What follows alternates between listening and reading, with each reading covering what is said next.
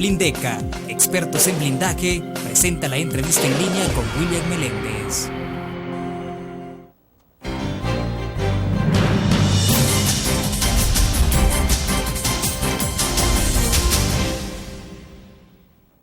Viernes 11 de febrero de 2011, bienvenidos a la entrevista en línea. Estamos transmitiendo en tiempo real desde la sala de redacción de La Prensa Gráfica. Un saludo a los cibernautas que están con nosotros en el www.laprensagráfica.com, a nuestros televidentes en CCTV Canal 25 que nos acompañan a las 9 de la noche y también a nuestros compatriotas un abrazo que nos ven por Uniglow Canal 28 en Houston, Texas. Pueden enviar su participación a través del chat o escribirnos en el Facebook. Este viernes queremos precisar algunas cifras relacionadas al precio de los alimentos y su impacto en el bolsillo de la población y desde luego el deterioro que esto significa para el ingreso de cada uno de los salvadoreños. Para conversar sobre estos temas está con nosotros en nuestros estudios Naida Medrano. Ella es la directora del Centro para la Defensa del Consumidor CDC. Naida, es un gusto. Bienvenida. Muchas gracias, William, a los amigos y amigas que están sintonizando Entrevista en Línea. Muy buen día, que esta conversación sea realmente provechosa para una construcción colectiva. Perfecto, Naida. La inflación global en 2010 fue de 2.1 y la de alimentos de 7.9, según lo que ha publicado la Fundación Salvadoreña para el Desarrollo Económico y Social, FUSADES, y que de hecho ha calificado esto como un shock de precio con implicaciones en el poder adquisitivo de las familias. Yo quisiera saber, a partir de ese dato puntual, cuál es la información que tiene el Centro para la Defensa del Consumidor respecto a esas variables que estamos hablando. Bueno, en efecto, el comportamiento del año pasado, en el 2010, dentro de los análisis realizados por el Centro para la Defensa del Consumidor, podemos concluir que el peso fundamental hacia la economía familiar recayó precisamente en el tema de los alimentos. Debemos de comentar que dentro de la lógica del comportamiento de la canasta básica alimentaria hubo un incremento de aproximadamente 18.90 centavos de dólar para el tema urbano y un incremento de 16.90 hacia la canasta básica alimentaria rural. Esto, por supuesto, implica un porcentaje importante hacia el bolsillo de la familia salvadoreña dentro de los mismos gastos presupuestados para suplir o suplementar las necesidades de cada uno de los hogares. Compartimos entonces que el golpe principal del año pasado recayó en el comportamiento del costo de los precios de los alimentos. Si vamos por parte, hagamos el análisis sobre la canasta alimentaria urbana, Naida. Porque debo entender que hay una variación, ¿no?, en términos de lo que es la canasta básica alimentaria en el área urbana y el área rural. Entonces, comencemos por el área urbana. ¿Cómo se puede explicar esto? En efecto, bueno, la canasta básica alimentaria es aquella que está compuesta por única y exclusivamente elementos alimentarios, ¿verdad? No, aquí no entra ni energía ni vivienda, porque muchas veces la gente tiende un poco a confundir el término, ¿no? La diferencia fundamental es que en el área rural se saca todo lo relativo a las verduras o vegetales, por la razón que ha dado la Digestic por muchos años, que ahí se produce, ¿no? Sin embargo, creemos que dentro de una lógica de construcción económica basada sobre todo en la compra y no en la producción, en nuestros países se ha perdido esta misma práctica de producir internamente. Teniendo este antecedente, lo que tenemos es que reconvertir esta canasta básica alimentaria. La urbana consta de aproximadamente 9 elementos, ¿verdad? Algunos elementos que están considerados para poder suplir las necesidades alimenticias de la población salvadoreña en la zona urbana, y la rural consta con 7 aproximadamente, ¿no?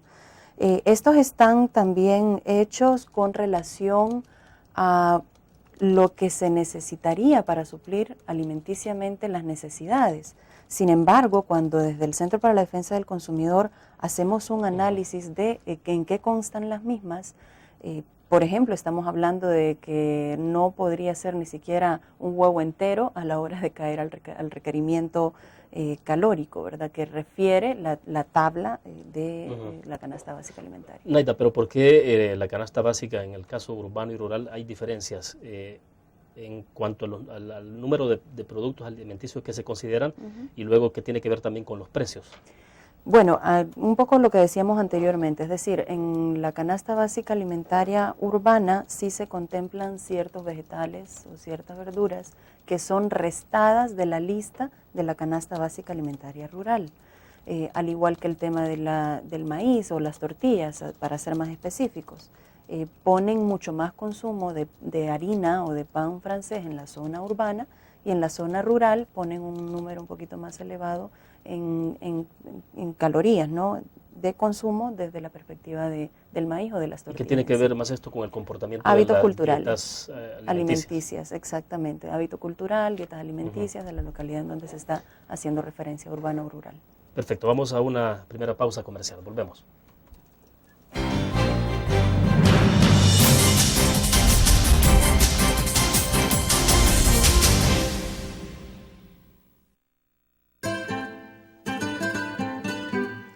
Exquisita comida, profesionalidad en el servicio y un ambiente agradable.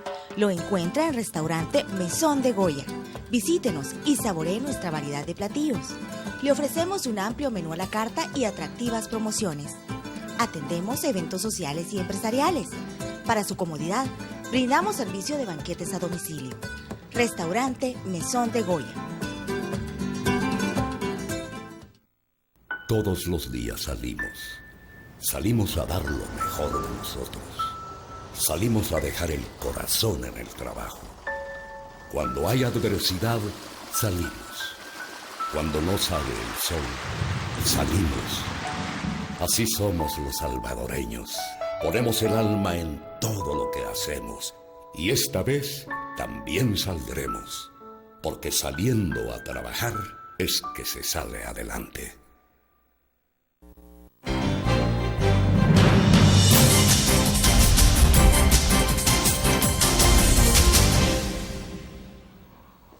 Naida Medrano, directora del Centro para la Defensa del Consumidor CDC, está con nosotros en nuestros estudios. Le preguntaba en el corte comercial, Naida, por ejemplo, ¿por qué la diferencia que usted ve en el comportamiento de los precios? En la canasta urbana ustedes dicen 18.90, pero en el área rural es de 16.90, y hay una diferencia de $1 o $2. ¿Por qué se marca esa diferencia?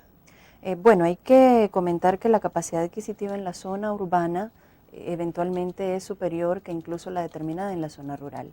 Y no solo la capacidad adquisitiva, sino que la denominación desde política pública sobre salario mínimo. Estamos hablando que el salario mínimo de industria y servicio en la zona urbana es de $207.60, contrario al de la zona rural, que es aproximadamente $97.20. Al tener esta diferencia, son casi el 100% de diferencia, el impacto que puede tener la zona rural al tener incluso menos aumento sobre el tema de la canasta básica alimentaria es mucho más fuerte, a efecto de que su capacidad adquisitiva es muchísimo menor que la gente ubicada en zona urbana. Y esto tiene que ver también con todo el proceso de industrialización sucedido, sobre todo en zonas urbanas, que ha provocado migración, pero que también definitivamente, aún con los 207.60, estamos hablando de vidas precarias, es decir, no hay un cúmulo suficiente para poder suplir hasta la categoría de vida digna y poder entonces complementar desde la perspectiva de la canasta básica de mercado de manera holgada, ¿no? A ver, explíquenos, ¿cuánto requiere una familia promedio en el área urbana para poder suplir el costo de la canasta básica, de los alimentos, la canasta básica en el área urbana y en el área rural? Bueno, lo que pasa acá es que si nos quedamos solo en el análisis de la canasta básica alimentaria, es decir, estaríamos hablando de que la familia salvadoreña estaría ganando solo para comprar alimentos. El Centro para la Defensa del Consumidor ha hecho un ejercicio un poquito más amplio. Alimentos con servicios mínimos y fundamentales que deben de existir, es decir, por lo menos agua y energía eléctrica. O sea, se Y incluye, para exacto, solo alimentos, agua y energía eléctrica. Ese es el ejercicio que se ha hecho. Y el gasto que hemos encontrado dentro de esta construcción asciende a 334.56 centavos de dólar. Es decir, con estos 334.56 la familia salvadoreña, bajo el entendido que la canasta básica alimentaria da el aporte calórico suficiente para subsistir y tiene por lo menos agua y energía, Eso es lo que necesitaría, ¿no? ¿Una familia de cuántos miembros? De 4. De 4 miembros. Sí, ahora, el hallazgo que tenemos es que el salario promedio en El Salvador, la media de salarios es de aproximadamente 309.46. Es sobre todo focalizado en las zonas urbanas, ¿no? Donde, por ejemplo, hay 2 personas que trabajan en una industria o como obreros o como obreras o tienen algún salario establecido, es 309.43. Aún en este panorama, que es el ingreso, no el salario mínimo, no llega a cubrir a lo que nosotros hemos denominado el gasto familiar básico mensual. Esto llega a cubrir solo el 92% de la totalidad de esta propuesta de gasto familiar básico mensual. En el caso del salario mínimo urbano, que asciende a 207.60, en el caso de industria y servicios, llega a cubrir el 62%. Y en el caso del salario mínimo rural, que es 97.20, como anteriormente lo comentábamos, llega a cubrir únicamente el 29%. Es decir, la brecha existente para que las personas en el área rural puedan cubrir este gasto familiar básico mensual, falta por lo menos un 70%, ¿no? Es decir, porque estamos hablando que ni siquiera la comparación es sobre la base del salario mínimo, sino sobre ese salario medio que ustedes estipulan entre los $309 en zona urbana, por ejemplo. Ese es el ingreso, ese es el ingreso ingreso promedio. Pero entonces, ¿cuánto, en términos ya de dólares, cuánto requeriría una familia para poder cubrir el déficit? Bueno, si estamos hablando del salario mínimo rural, estamos hablando de 97.20, pues nos faltan aproximadamente $270, ¿no? Más o menos. Bueno, a 97.20 le quitamos 334 para suplir ello, la diferencia es lo que haría falta. Este es en el tema de salario mínimo rural, por eso decimos que hace referencia al 29%. O sea, lo que se puede cubrir con lo que está establecido como salario mínimo rural llega a cubrir solo el 29% de lo que realmente se necesitaría cubrir, ¿no? O sea, estamos hablando de prácticamente $200, un poco más.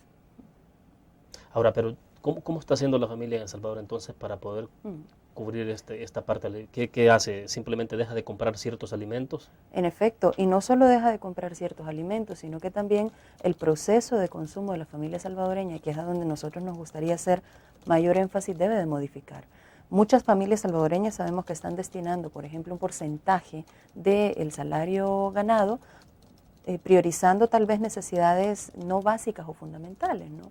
Es decir, la famosa compra de la tarjeta de celular cuando está en oferta, cuando de pronto tampoco ha podido suplir su necesidad básica fundamental alimentaria, ¿no? Entonces yo creo que tiene que ver mucho con hábitos de las personas, con políticas públicas desde el Estado a potenciar una forma de consumo y de producción distinta y a entender un circuito en donde la construcción del consumo y la producción no están desligados. Pero entonces, ¿qué será? Que hay personas en este país que dejan de comprar una libra de frijoles y comprar una tarjeta de celular, por una tarjeta de celular. Exactamente, y es que la lógica del sistema ha llevado prácticamente a tener un consumo irreflexivo o un consumo dentro de una lógica provocada con una necesidad creada más allá de sobreponer la necesidad básica humana y fundamental. Perfecto. Una pausa comercial y volvemos.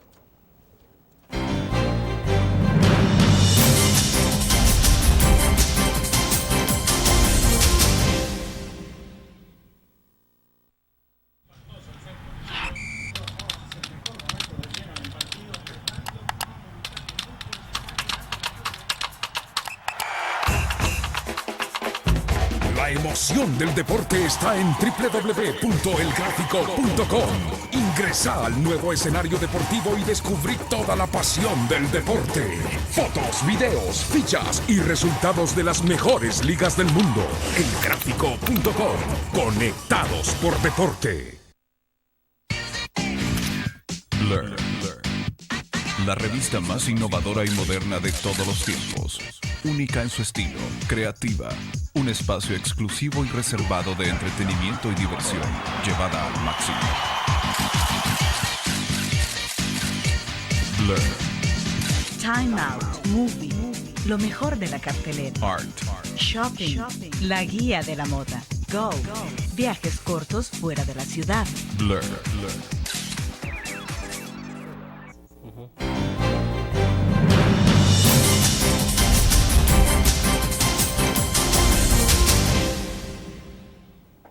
Naida, entonces, ¿cuánto es lo que puede requerir una familia de ingresos promedios para poder cubrir en la canasta básica alimentaria en el área rural y en el área urbana? ¿Cuánto debería ser entonces el ingreso establecido para cubrir, lo decíamos, alimentos, agua y energía eléctrica, ¿no? Claro. Bueno, lo que nosotros como Centro para la Defensa del Consumidor hemos construido llega hasta 334.56. Eso estableciendo un mínimo de canasta básica alimentaria más servicios como agua y energía eléctrica, ¿verdad? Sin embargo, sabemos que esto puede ascender un tanto más por cuanto, por ejemplo, medicamentos, vestuario, recreación misma tan necesaria en la familia salvadoreña no está considerado acá. Creemos que en efecto la política pública debe de ir bajo una lógica, si no de mejorar la capacidad adquisitiva de su población, a por lo menos generar un circuito que permita un salario social suficiente a efecto de suplir estas necesidades. Es decir, podría ser la construcción de un circuito de producción que aminorara el costo de lo que ahora es en alimentos, porque hay una dependencia bastante alta a la compra más allá de la producción, o incluso podría ser el suplir dentro de un marco regulatorio determinado como la ley de medicamentos, todo un proceso para que esto logre disminuir y que el impacto hacia la familia sea menor. Claro, o sea que si la familia tuviera posibilidades de salud adecuada, de educación y gratuita, entonces, digamos, eso se puede descargar y hacerse a un lado. Exactamente, y ya no se carga al bolsillo de la familia salvadoreña, es decir, que todo el paquete de construcción de vida digna sea, además de una construcción desde las familias salvadoreñas, con un aporte determinado del Estado. Ahora, hablaba usted de modificar los hábitos, pero ¿cómo modificarlos? Porque siempre uno pregunta, dice, bueno, las dietas, ¿cómo han ido variando? ¿No? Se come menos tortilla hecha sobre la base de maíz y se consume más pan francés, que es con trigo. Eso es un ejemplo, ¿no? Sin embargo, creemos que dentro de la lógica de funcionamiento de mercado, lo que debemos hacer entonces, lo que debemos de enfocar es un consumo de manera reflexiva, es decir, saber por qué lo consumo, si tanto lo necesito, y generar también circuitos desde la construcción de Estado que permitan visibilizar alternativas más allá que las que este sistema nos muestra. Es decir, de pronto buscamos al intermediario, más allá de buscar un circuito de producción directamente. Aparte de ello, tenemos también una mucha práctica y reflexiva de la población salvadoreña. Nos dice el último informe del PNUD que El Salvador es el tercer país más consumista, no más consumidor, más consumista. Dentro de la lógica incluso o del comportamiento en donde de $100 se están gastando 102, es decir, estamos gastando más de lo que realmente tenemos. En artículos seguramente no tampoco necesarios para la subsistencia o una vida digna. Y desde las políticas públicas, ¿cuánto se puede influir para cambiar esas conductas o comportamientos? Digo, porque finalmente la persona tiene libre albedrío para decidir qué hacer con su presupuesto, con sus ingresos. Creemos que mucho, ¿no? Porque dentro incluso de la visibilización de un circuito de economía de producción local, se pueden generar alternativas en donde la población tiene otra posibilidad a la cual accesar. Ese es el punto fundamental del análisis del Centro para la Defensa del Consumidor. Difícilmente habrá libre albedrío si no hay más que una opción, y que esta opción es el libre mercado dentro de un funcionamiento que le permite a este libre mercado tener oligopolios o monopolios establecidos en circuitos determinados, por ejemplo, supermercados.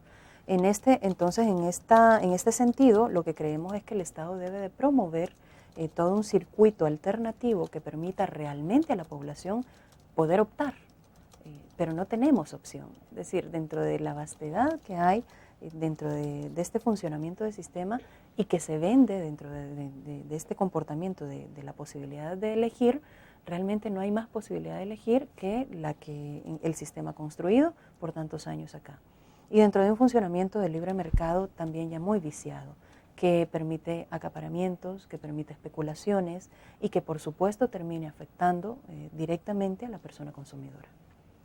Bueno, acá nos escribe Daniel Sifonte, dice saludos a su invitada. Una pregunta histórica, ¿cree usted que si el IRA fuera reabierto, ayudaría a mantener una política de bajos precios? Gracias y saludos.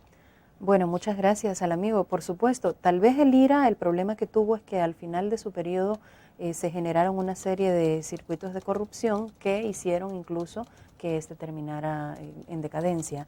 Sin embargo, la idea fundamental de producción interna para comercialización local o propia es necesaria ya a estas alturas. Es decir, este país no podrá seguir subsistiendo. La FAO lo ha dicho, En los años subsiguientes que nos vienen, seguramente los precios de los alimentos irán en crecimiento, y si no tenemos una política estatal como rescatar la producción interna y hacer una distribución y una relación expresa entre producción y consumo, entonces seguramente el impacto será mucho más fuerte. Bien, vamos a otra pequeña pausa comercial y volvemos.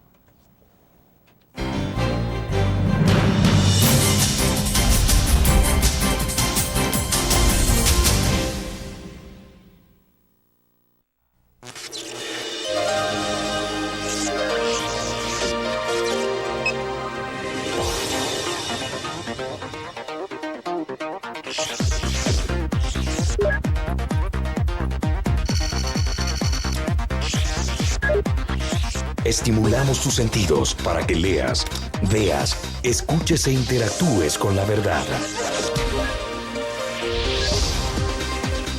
LPG Multimedia.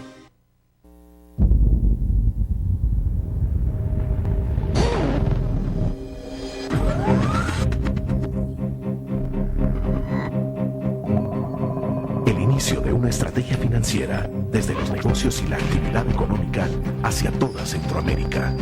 El Economista Regional, una revista especializada donde encuentras el panorama empresarial y los principales movimientos financieros. El Economista, el modelo regional de información económica.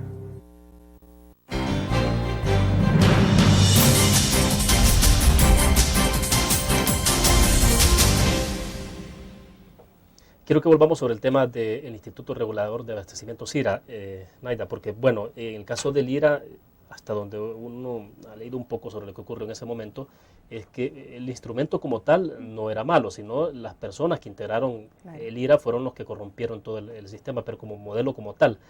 Ahora, no sé si es que habría que replantearlo, pero ¿usted cree que sí habría que volver sobre la creación de un instrumento que pueda ser parecido? En Porque efecto. el fantasma de la corrupción es el punto central en eso. Exactamente, es decir, si se logra desde el Estado generar un proceso de producción, abastecimiento y distribución hacia la persona consumidora, esto sería un impacto bastante positivo hacia el bolsillo de la familia salvadoreña, ¿no?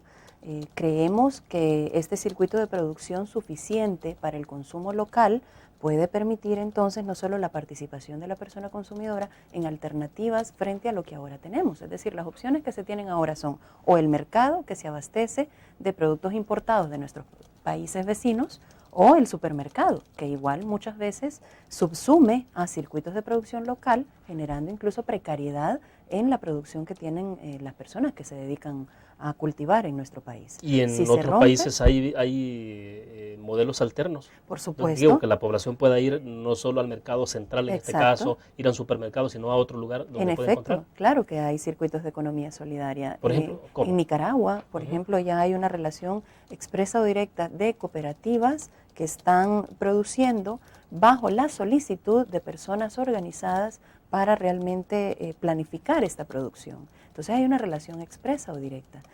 No sé qué tanta injerencia podrá tener el Estado en la iniciativa, eso no lo conocemos muy bien. Sin embargo, están funcionando este tipo de iniciativas desde la planificación de la familia, en este caso nicaragüense, en relación a la producción de ciertos circuitos cooperativos en Nicaragua. Al igual en Guatemala, es decir, nuestros países vecinos tienen producción local. A diferencia de El Salvador perdió la lógica productiva. Estamos hablando de que más del 50% lo tenemos que comprar. Entonces estamos a merced o a disposición del funcionamiento de los precios internacionales y no a un funcionamiento desde la perspectiva de producción interna o local que permita minorar los costos y generar un circuito de desarrollo no solo en las localidades, sino que también mejorando la vida de estas localidades, ¿no? Naida, y si se entra en una lógica distinta como la que usted está planteando, ¿cuánto tiempo podría llevar? Digo, porque ya estamos, los precios de los alimentos actualmente, según la FAO, alcanzó los picos más altos que se tuvieron en 2008 cuando fue la crisis de alimentos. Y estamos en una condición parecida en este momento. O sea, incluso hay precios que se han elevado más allá de los que se tenían en 2008. Entonces, pero ¿cuánto tiempo puede llevar modificar todas estas conductas, comportamientos, políticas? Yo quisiera referirme en este punto a la construcción de política de Estado, es decir, pensar o proyectar un Estado más allá que lo que un circuito de gobierno puede durar. Un circuito de gobierno es muy corto, 5 años, proyectar un Estado en 5 años es pensar en demasiado corto plazo. En este sentido, también dentro de una lógica de construcción de Estado, podríamos proyectar que 5 años pueden servir de base para una construcción sólida y suficiente. Es decir, no solo la base teórica, sino que pilotajes suficientes y determinados que permitan, entre la prueba y error, saber si realmente ese es el mecanismo de desarrollo que necesita nuestro país. El punto es que seguimos sobreviviendo a los embates de una crisis generada por un modelo determinado, un modelo económico, y no podemos todavía tomar las decisiones dentro de una lógica de funcionamiento de Estado. Eso es lo preocupante. Y esa es la invitación del Centro para la Defensa del Consumidor. Este país tiene que pensar ya en una construcción de Estado que involucre a las personas productoras, que tenga una reactivación expresa de sectores locales propios y que también se genere un circuito mucho más cercano entre la persona productora y la persona consumidora, con una lógica crítica más funcional desde nuestro papel, ¿no? Ahora, ¿y será que hoy por hoy El Salvador es el país más vulnerable en el tema de precios de los alimentos y accesibilidad a nivel centroamericano? De acuerdo a informes de Naciones Unidas, es el país, uno de los países más vulnerables en situación medioambiental. Eso lo expone grandemente. Es decir, cualquier fenómeno natural provocado que genere desastre dentro de su comportamiento social, si se quiere, va a impactar fuerte a la economía del país. Uno, porque la producción es baja. Entonces, si la baja producción que tenemos se ve impactada, la necesidad de erogar más fondos del Estado para importar productos y suplir determinadas crisis es mayor. En este sentido, entonces, el circuito de elaboración de política pública debe de enfocarse a ello, a disminuir la vulnerabilidad socioambiental, a disminuir también los niveles de inequidades existentes y a generar en estos dos elementos mencionados la política pública suficiente para lograrlo. Ahora, esto pasa también por generar una política fiscal o una política tributaria suficiente y sana, y eso implica tomar decisiones pensando en Estado. Bien, vamos a otra pausa, regresamos.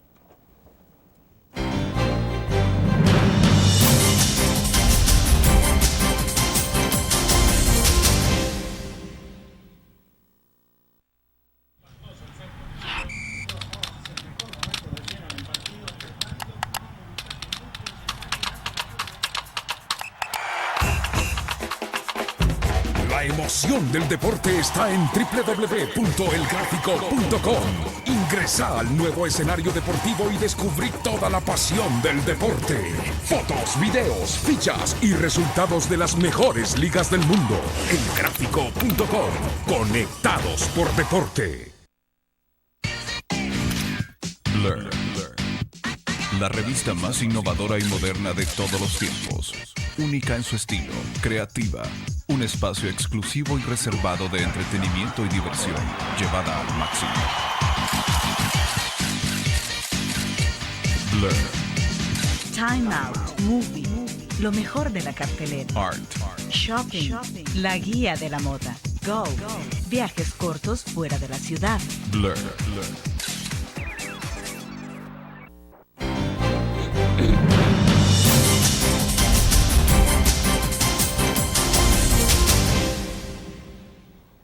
Bueno, hablábamos en el corte comercial, Naida, sobre el tema, por ejemplo, de producción y comercialización, una cadena muy importante que hay ahí y que creo que es importante conocerla para dibujar un poco cuál es la condición que tiene el país, porque además de que se tiene baja producción, lo que se produce, me decía usted, no necesariamente llega por las cadenas de distribución más adecuadas o quizás donde se puede conseguir más barato el producto. En efecto, es decir, hablábamos, por ejemplo, del tema de Chalate en la zona norte, que hay una producción bastante interesante desde la perspectiva masiva, digamos. Lo que sucede es que de pronto estos pequeños productores o estos productores en la localidad terminan vendiéndole a una cadena de supermercados. Una cadena de supermercados que termina incluso especulando con precios más allá de lo que a nivel nacional podría sucederle. Juega incluso con precios a nivel internacional y juega también con todo este proceso climatológico. Eso es realmente macabro dentro de la participación de la persona consumidora en este circuito, que es el eslabón último. Por eso ¿Cómo rompe usted entonces con ese? Porque claro, es posible, claro, si hay un productor y el supermercado le ofrece precios más altos, dice, bueno, y lo voy a vender al supermercado. Pero entonces, ¿cómo hace usted para que el productor también tenga precios adecuados, razonables, pero también entonces que tenga otras opciones de venta de sus productos? Es que aquí es donde viene también todo un proceso de política estatal hacia el salario social. Es decir, el productor puede estar generando todo un proceso de abastecimiento hacia la localidad, pero puede recibir incentivos importantes desde el Estado. Viene por ahí, por ejemplo, el proceso de formación o de educación hacia los niños y las niñas de la comunidad. Puede generar también circuitos turísticos o puede apoyar o generar procesos que realmente lleven a una vida digna a ese lugar que está produciendo para la localidad. Eso es lo que hemos perdido, la relación del Estado con la persona productora. Y dentro de todo esto, la participación directa de la persona consumidora. Ese es el modelo o ese es el punto que se nos ha perdido entre la única opción que tenemos ahora, que es el libre mercado sin más alternativas que el funcionamiento bajo la lógica de un modelo determinado, que todavía impera a pesar de saber históricamente, o sea, la historia ya nos dijo que este modelo nos lleva a crisis mundiales, ni siquiera locales. Ahora, pero entonces la participación del Estado en la cadena de producción y distribución tiene que ver más con los incentivos, partiendo de que el productor en un momento determinado puede estar vendiendo sus productos en otros lugares con precios que pueden ser más bajos y no tan rentables. Sí, incentivo, visibilización, incluso lo que comentaba el amigo, esto es el proceso incluso de recolección desde el Estado para poder generar todo un proceso luego de abastecimiento hacia la población. El IRA, como bien sabemos, era dentro de la lógica de funcionamiento estatal, era un elemento de asumir todo el proceso productivo para luego distribuirlo. Eso es lo que podría eventualmente cambiar, es decir, no tiene que ser a través de una entidad estatal que se recolecte todo lo que en producción implica lo realizado desde la zona rural, sino que podría ser como un puente o un intermediario para generar beneficio de las personas productoras, pero también generar la alternativa hacia la persona consumidora, más allá de las libertades fiscales y estas grandes amplitudes que se han dado a la inversión que finalmente terminó haciéndonos un país altamente dependiente y poco productor. Bien, de Sindicato Independiente en el Facebook nos han escrito, dice, verdaderos planes de seguridad alimentaria no hay. Los alcaldes, las organizaciones sociales y el Ministerio de Agricultura deberían trabajar unidos para luchar contra el hambre. La crisis es generada por la falta de conciencia de no tener políticas claras y concretas para el desarrollo económico y la seguridad alimentaria. Yo estoy de acuerdo. De hecho, el debate en el Centro para la Defensa del Consumidor ha ido un poco más allá de la seguridad alimentaria, porque de pronto la seguridad alimentaria también nos fue vendida como la posibilidad de tener 3 tiempos de comida suficientes, pero 3 tiempos de comida en donde no sabemos tampoco si es alimento transgénico o si también ha sido importado en detrimento de las arcas del Estado para no tener beneficios sociales. En esta lógica, el funcionamiento o el debate del Centro para la Defensa del Consumidor ha ido un tanto más allá junto con organizaciones productoras, con cooperativas. Es el debate sobre soberanía alimentaria, es decir, saber desde nuestro país qué, cómo, cuándo, dónde y por qué producir. Y el debate de la seguridad alimentaria, que es el paso previo, también depende de lo que desde la lógica o este circuito del que hemos estado hablando se pueda ir avanzando poco a poco. Estamos conscientes que la soberanía alimentaria tiene que ser un proceso de rescate gradual, pero también hay que tener cuidado entre la soberanía y la seguridad alimentaria, porque entre seguridad alimentaria también nos entran, por ejemplo, donaciones o nos entran productos tratados genéticamente, que tal vez no sea tampoco desde la perspectiva de la persona consumidora ni lo más sano ni lo más barato. Bien, vamos a otra pausa y volvemos.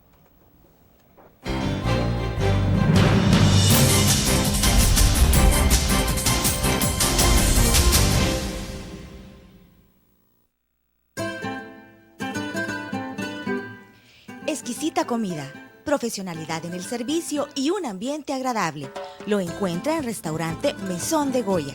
Visítenos y saboree nuestra variedad de platillos. Le ofrecemos un amplio menú a la carta y atractivas promociones. Atendemos eventos sociales y empresariales. Para su comodidad, brindamos servicio de banquetes a domicilio. Restaurante Mesón de Goya. Todos los días salimos a dar lo mejor de nosotros. Salimos a dejar el corazón en el trabajo. Cuando hay adversidad, salimos. Cuando no sale el sol, salimos. Así somos los salvadoreños. Ponemos el alma en todo lo que hacemos. Y esta vez también saldremos. Porque saliendo a trabajar es que se sale adelante.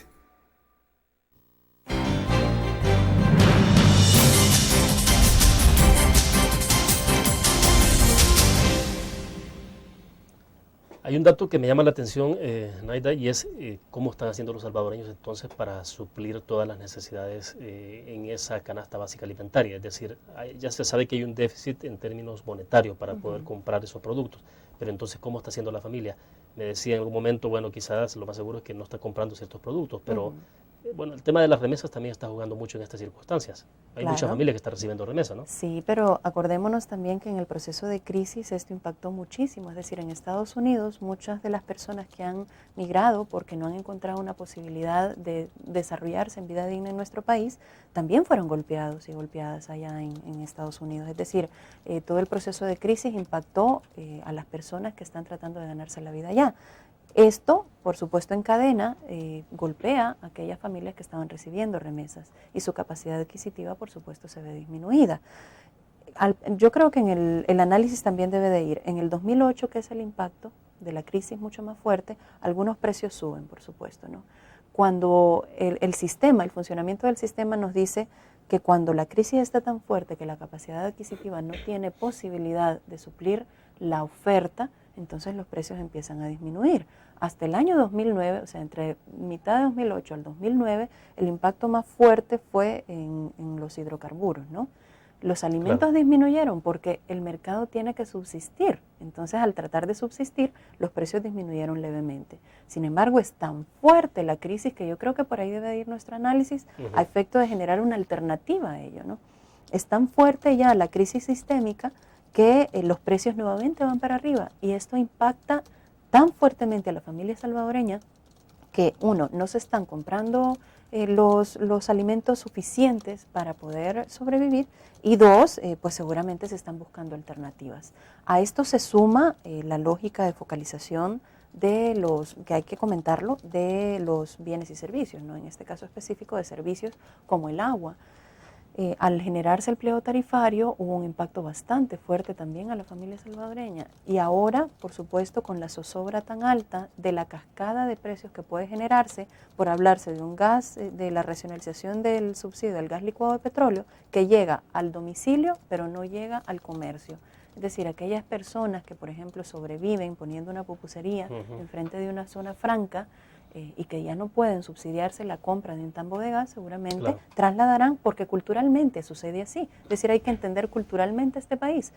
Quien está haciendo un proceso de comercialización no asume el costo, lo traslada a la persona consumidora. Entonces, todo esto abona a un clima de poca adquisición desde la familia salvadoreña y a una reconversión del proceso de consumo, pero también desde la política de Estado, ¿no? Ahora, ya que entramos a hablar del tema bueno, quizás antes de hablar de estos servicios básicos, ¿cómo se perfila el comportamiento de precios para este año entonces? Lo ha dicho la FAO, lo ha dicho Naciones Unidas a través de la FAO, que a nivel mundial el comportamiento va a ser a la alza en el tema de los alimentos. ¿Qué han explorado ustedes en el mercado en el mes de enero, por ejemplo? En efecto, a finales del año anterior el frijol había disminuido levemente, pero ya para enero y febrero de este año, en lo que llevamos del mes, sí ya había vuelto a subir. Es decir, estamos hablando de que nuevamente el frijol está a 1.24 de dólar, de acuerdo a fuentes oficiales de la Defensoría del Consumidor, y esto también nos visibiliza que muchas veces la medida administrativa no es suficiente. Estamos viendo una Defensoría del Consumidor que ha hecho sanciones expresas porque ha habido acaparamiento, pero no impacta en el mercado. Es decir, no hay un resarcimiento del derecho violentado hacia la familia salvadoreña y el precio, lejos de disminuir, vuelve nuevamente a lo que detonó todo un proceso de investigación desde el Estado. Bueno, los acaparadores en un momento determinado pueden desjugársele y decir como parte del mismo presupuesto de compra es la multa que tiene que pagar. Supuesto. O sea, es que es un comportamiento también muy malévolo dentro de todo este sistema. Seguramente la multa no le significó ni siquiera el 10% de las ganancias provocadas por un proceso monopólico, si se quiere, bueno, no monopólico, pero sí tal vez de diversos circuitos de compra del grano básico en otro país que terminan generando procesos de especulación fuertes. Entonces, ahí es donde creemos que el Estado debe de tomar las medidas pertinentes para como Estado garantizar el cuidado del bolsillo de la familia salvadoreña, es decir, el bienestar económico de su población. Y aunque le tenemos mucho miedo a la palabra regulación, yo creo que la historia mundial nos da la razón en poder plantear que el Estado debe de marcar la cancha en donde ahorita está siendo jugado un proceso económico que deprime totalmente a la familia salvadoreña. Tiene que entrar el Estado y tiene que entonces volver a darle el funcionamiento óptimo a sus instancias para poder entonces tener un desarrollo de una no solo formulación política pública, sino que también de medidas contundentes que alivien la crisis en la que estamos sobreviviendo. Bueno, nos vamos a otra pausa y regresamos.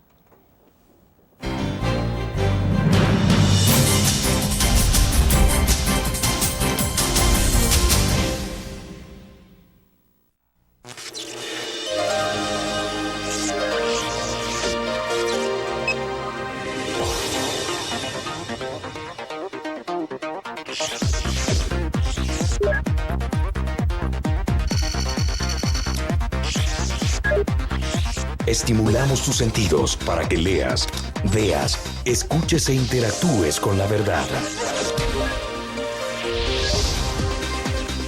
LPG Multimedia.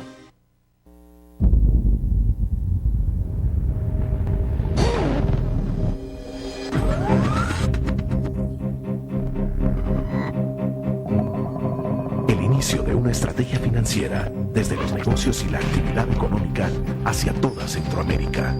El Economista Regional, una revista especializada donde encuentras el panorama empresarial y los principales movimientos financieros. El Economista, el modelo regional de información económica.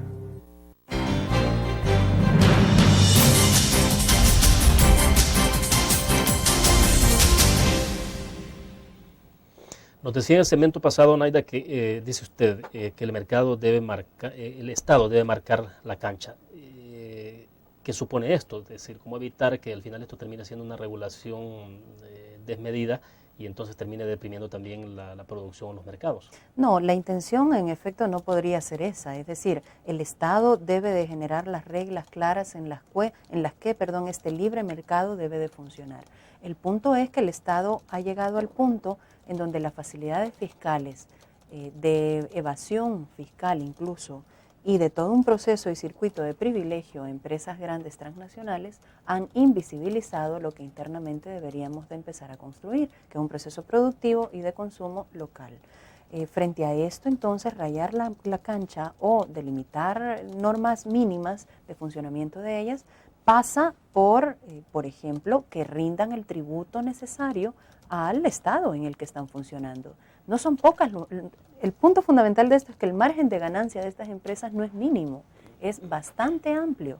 Y dentro de ello, lo justo es que el Estado grave a estas empresas a efecto de que sea un aporte luego utilizado en políticas sociales bien implementadas. Teniendo esta lógica que también, más allá del funcionamiento del tributo desde grandes empresas o de gran capital frente al Estado, creemos que también el reacomodo de legislación o el marco jurídico que permita conocer a dónde inversionistas están entrando es importante. Es decir, este país se caracterizó en los últimos 20 años por abrirlo como paraíso fiscal, cuando tuvimos con este tipo de desarrollo todo un detrimento de la producción local que nos tiene en la situación que actualmente estamos comentando, ¿no? Entonces, eso es lo que hay que reconfigurar. A eso nos referimos cuando hablamos expresamente de que el Estado debe de pensar en Estado, más allá de la configuración de un gobierno y más allá incluso de las relaciones que deben de sostenerse en una lógica de circuitos de poder, por qué no decirlo, y en donde debe de ponerse sobre en su papel de Estado para llegar a proteger realmente a la persona humana, como dice el artículo 1 de la Constitución salvadoreña. Perfecto. Hay otro tema que me interesa conocer su opinión y es ya un poco dio algunos asomos usted cuando lo planteó sobre el tema del subsidio al gas. Se ha postergado, se ha aplazado la decisión de focalizar el subsidio al gas para que entre en vigencia en abril, pero ¿cuál es el análisis frío que tienen ustedes de qué consecuencias puede tener esto? Bueno, nosotros y nosotras entendemos que en un país tan desigual, tan inequitativo, la única posibilidad de llegar a focalizar o a racionalizar pasa por gravar a aquellas personas que ahora pueden pagar lo que en servicios esto implica y en tratar de llegar en aquel segmento de la población que realmente lo necesita. Pero el punto no es solo eso, el punto es el problema del acceso como derecho humano. Y hay un porcentaje importante de la población salvadoreña que ni siquiera tiene acceso. Es decir, estamos hablando de focalizar servicios que de por sí a estas alturas son desiguales. Y hay un porcentaje importante que ni siquiera usa gas licuado de petróleo. Y hay un porcentaje importante en la población salvadoreña que no tiene agua potable en su hogar. Esta es nuestra premisa de análisis, ¿no? Por otro lado, pensamos que, bueno, ya entrando en la racionalización del subsidio, y buscando desde esta lógica, el punto fundamental de análisis y de debate en este país debe de trascender de la atomización del subsidio. Es decir, no podemos hablar de subsidio al gas licuado de petróleo por un lado, de energía eléctrica por otro, de agua por otro lado, sino que hay que pensar en una política integral de subsidios que permita llegar hacia la población que realmente lo necesita, desde el acceso hasta el final, que es la tarifa. Y finalmente, en este mismo circuito de la lógica de debates segmentados, si se quiere, creemos que tal vez la medida domiciliar ahora ya tiene algunos componentes o indicadores que permiten decir, bueno, domiciliarmente seguramente va a suplir el problema. Nuestra preocupación como Centro para la Defensa del Consumidor está en que este subsidio domiciliar no se abre al tema de comercio. Y entonces las personas que ganan su vida y que es un importante segmento de la población dedicado a la informalidad y que se dedican a un proceso de venta de comida para aquellos centros grandes de trabajo como el centro de gobierno, como grandes fábricas, estas personas, si no son censadas de la forma adecuada en el tiempo debido, van a generar un circuito de errores de exclusión que van a terminar siendo trasladados a la persona consumidora. Entonces, lo que puede en efecto estar ganando la persona consumidora a nivel domiciliar, lo va a estar perdiendo cuando tenga que comprar con un precio trasladado hacia nosotros y nosotras mismas, porque no ha sido subsidiado de forma correcta el sector comercio, ¿no? O sea, la posibilidad, la inminencia de que esto lleve al efecto cascada en el precio de los productos, al aumento de precios, es real. En efecto, es decir, es un problema cultural. El salvadoreño nunca termina asumiendo si tiene un negocio el precio, él siempre lo traslada. Entonces ahí es donde, y además tiene lógica, es decir, la depresión hacia la economía salvadoreña es tan fuerte que obviamente no van a querer cargar con este gasto nuevo que les llega. Y nuestra preocupación incluso no es para las personas desde la perspectiva domiciliar. Creemos que técnicamente el Ministerio de Economía ha desarrollado una herramienta bastante completa, bastante interesante. Nuestro problema fundamental de análisis, y lo dijimos en enero de este año a efecto de solicitar la suspensión de la medida, fue precisamente porque en aquellos comedores, en aquellas tortillerías, en aquellos lugares donde se hacen pupusas, seguramente se va más de un tambo de gas incluso a la semana. Perfecto. Le interrumpo y volvemos con el tema después del corte comercial. Volvemos.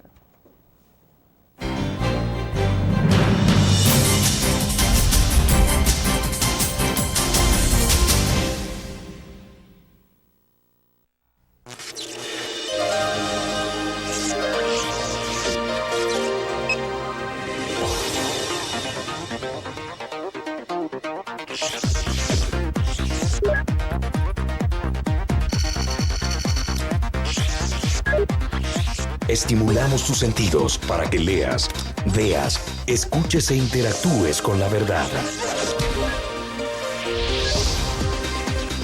LPG Multimedia.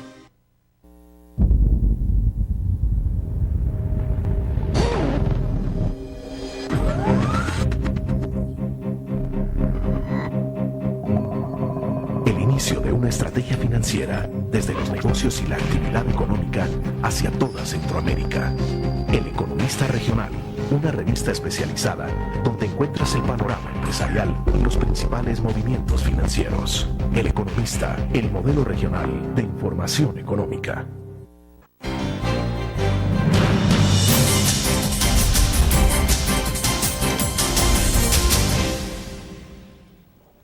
Bueno, entonces sí hay una preocupación concreta del impacto que puede tener la focalización del subsidio en el gas en la familia de este país. Por supuesto, y sobre todo desde esta lógica del subsidio a nivel de comercio, ¿no? Que es lo que comentábamos anteriormente. Otra alternativa que dijimos como Centro para la Defensa del Consumidor es que de pronto, desde dentro de una lógica de política social realizada o elaborada, lo que podría hacer es generarse todo un proceso de distribución de turbococinas.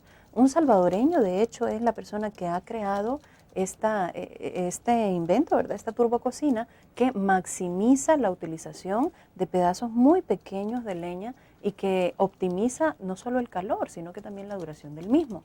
Este tipo de energías renovables, de utilización de nuevas tecnologías e incluso de diversificación de una matriz, si se quiere, más allá de lo difícil que es depender de la fluctuación de los precios internacionales en materia de hidrocarburos, creo que debería ser una materia a explorar fuertemente en nuestro país.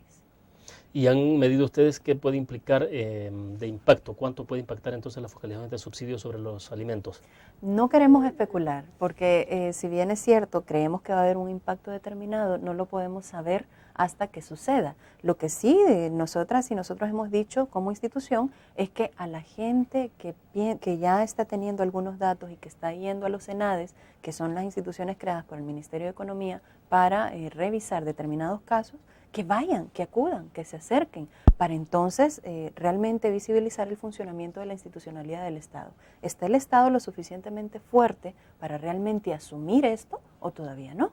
Tiene que dar pasos previos de debate de construcción o tiene que generar también procesos o circuitos de elaboración de un subsidio desde una perspectiva integral y que el subsidio sea incluso una arista de construcción de política pública, porque el subsidio llega a la persona que tiene acceso, claro, pero a la que no tiene acceso no. Hay otro tema que tiene que ver con subsidios y es el tema del transporte, Naida. Por ejemplo, se está hablando de la posibilidad de que se incremente el subsidio que se da a los transportistas. Esto es al revés, o sea, aquí en un lado se intenta focalizar, pero aquí se va a dar al final más subsidio para los transportistas. En este caso, evidentemente se dice que el gobierno no quiere que se incremente el precio de la tarifa, pero finalmente es con los impuestos de todos que se está costeando el subsidio, o sea, eso es relativo de que no incremente el costo del pasaje. Claro, sacrificando también. ¿Cuál es el análisis que plantean ustedes sobre este tema? Bueno, William, el tema es bastante espinoso, ¿no? Y bastante estructural. El funcionamiento de un servicio que debe de ser público, oportuno y eficiente, pues realmente tiene vicios bastante estructurales, ¿no? Es decir, conceder la obligación del Estado de brindar este servicio a empresarios o a determinadas gremiales que de forma privada lo que tienen es una lógica de acumulación de capital, rompe de entrada con realmente que el Estado garantice este servicio, ¿no? Esa es como la base, ¿no? Como lo fundamental. Aparte de ello, todo el proceso de funcionamiento del transporte público con el tema de subsidios ha estado al vaivén de también la fluctuación a nivel internacional de los precios del petróleo. Es decir, si la gasolina sube, obviamente el empresario deja de acumular y eso le genera un gasto. Evidentemente, si la lógica del funcionamiento de los empresarios es la acumulación de capital, va a decir, mire, no, porque me está afectando. Entonces necesito que el Estado me siga subsidiando y si no me subsidia, lo traslado a la población salvadoreña. Y es un circuito un tanto como lo que hemos venido hablando durante toda la entrevista, William. Es decir, el empresario nunca asume el costo, socializa la pérdida, pero nunca asume el costo. Dentro del transporte, lo que sí nos parece preocupante es que dentro de la lógica de construcción, dentro del proceso de construcción, no lleguemos todavía a determinar estructuralmente cómo puede ser este funcionamiento. Y si el Estado tendría que definir, por ejemplo, que las líneas concedidas a empresarios que están violentando todo un proceso de incluso un derecho inherente a la persona en El Salvador, pues se deberían de tomar las cartas en el asunto. A mí me pareció muy buena la actuación del Estado. Si en determinado día se generaba un paro, pues que hubieran las sanciones administrativas pertinentes. Al fin y al cabo, este es un problema de Estado, es un problema nacional, de índole nacional, y nunca se ha dimensionado con tal fuerza. Yo creo que es el momento para generar el debate, para buscar una construcción integral, más allá de la tarifa, que es, digamos, el punto último de transporte, incluso reordenamiento territorial, reordenamiento vehicular, una reconfiguración incluso del funcionamiento de la ciudad, si se quiere, que es donde hay más congestionamiento, Y también lo del tema de las flotillas de autobuses, ¿verdad? Sí, sí. Que no puede seguir siendo así. Bien, pasamos a la última pausa comercial y volvemos.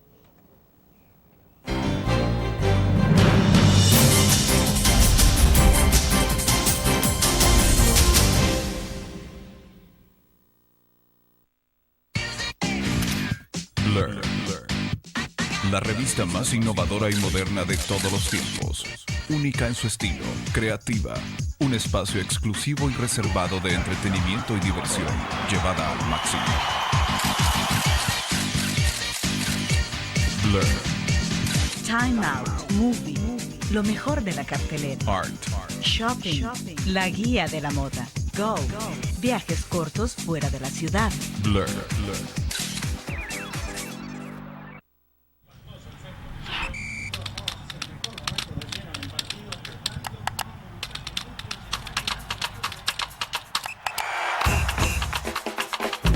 La emoción del deporte está en www.elgráfico.com.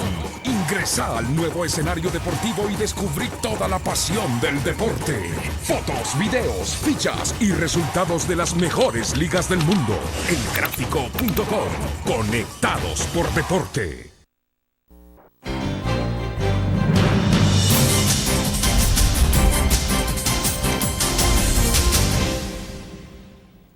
Bueno, en términos generales, entonces, ya que estamos al cierre de la entrevista, Naida, ¿cuál es el camino del país entonces? ¿Cómo se está viendo para este año? Yo creo que el camino del país todavía no está finalmente delimitado, ¿no? El camino del país será el que en política de Estado se pueda entonces construir, y en política de Estado no solo entendiendo a un gobierno de turno construyendo solo, sino que a la generación de un debate que permita entonces una construcción sostenible, sustentable y suficiente para salir de la crisis y de las categorías que ya tiene nuestro país. En esta construcción creemos que es importante nuevamente el tema productivo, nuevamente el circuito de la persona consumidora en esta construcción, y finalmente la alternativa suficiente que debe de existir para que entonces este país tenga un camino adecuado. ¿Será que hay posibilidades de que el país pueda ser autosostenible en términos de lo que requiere para alimentar a toda su población? Claro, esto lleva procesos mucho más lentos a cuando ocurre una catástrofe, ¿no? O sea, un invierno puede ser en cuestión de una hora y se puede echar a perder todo, pero la posibilidad de respuesta que tiene el país se puede hacer de inmediato. La capacidad de respuesta del país es muy lenta aún, es decir, aunque se ha mejorado considerablemente en materia de reacción frente a eventos naturales, que yo creo que es uno de los elementos que pueden aplaudirse dentro de la lógica del funcionamiento del gobierno actual, aún falta mucho por hacer y tiene que ver con la vulnerabilidad. Es decir, este país entró a un proceso en donde hubo un detrimento fuerte hacia incluso los circuitos medioambientales, que actualmente también es muy difícil actuar de forma inmediata por el daño provocado por años ya. En este sentido, la construcción debe ser paulatina, debe pensarse a largo plazo, es lo que decimos, pero tampoco podemos paliar necesidades porque entramos al mismo circuito. Entonces, por un lado, debe de haber una construcción, digamos, anticíclica dentro de la economía, es decir, que vaya contraria a una lógica de construcción a largo plazo, porque hay que salir de un proceso de crisis que todavía nos ha golpeado fuerte, pero por otro lado hay que hacer un proceso de construcción de Estado mucho más sólida. Hay que jugar con los dos carriles, ¿no? A efecto de que uno no termine afectando al otro y que permita una construcción de largo plazo mucho más complementaria y mucho más integral que lo que puede estarse haciendo bajo una perspectiva de simplemente solventar crisis. La agricultura ya ha anunciado una política que tiene que ver con la agricultura familiar. ¿Ese es un buen paso? La agricultura familiar puede ser un paso muy incipiente. El problema es que la agricultura familiar ha existido ancestralmente en nuestro país. El problema que tenemos es que también ya muy poca gente produce en la escala suficiente para el consumo interno. Entonces creemos que el paso debe de ser un poco más allá de la agricultura familiar. Bueno, se nos agotó el tiempo. Naida, gracias por habernos acompañado esta mañana. Muy gentil. Gracias a ustedes, William, y a las amigas y amigos que han sintonizado esta mañana entrevista en línea. Perfecto, terminamos de esta manera la entrevista. Nos vemos el próximo lunes a la misma hora. Buenos días.